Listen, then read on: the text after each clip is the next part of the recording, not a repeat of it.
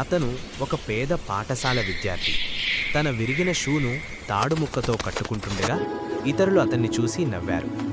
అతను వేసిన ప్రతి అడుగు అతని వద్ద లేనిదాన్ని గుర్తుచేసింది.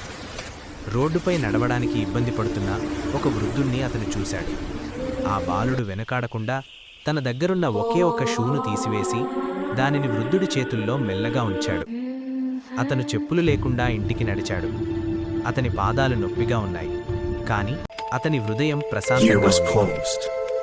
సంవత్సరాలు గడిచాయి మరియు ఆ బాలుడు యువకుడుగా ఎదిగాడు. జీవితం అతన్ని మళ్లీ పరీక్షించినప్పుడు సహాయం వచ్చింది. అదే వృద్ధుడు ముందుకు వచ్చి అతనికి అవసరమైన మద్దతు ఇచ్చాడు. ఆ క్షణంలో అతను శక్తివంతమైన దాన్ని అర్థం చేసుకున్నాడు. ఒక చిన్న త్యాగం విధిని మార్చగలదు. దయ మిమ్మల్ని ఎప్పుడూ చెప్పులు లేకుండా వదిలిపెట్టదు. దయచేసి లైక్, షేర్ మరియు సబ్స్క్రైబ్ చేయండి.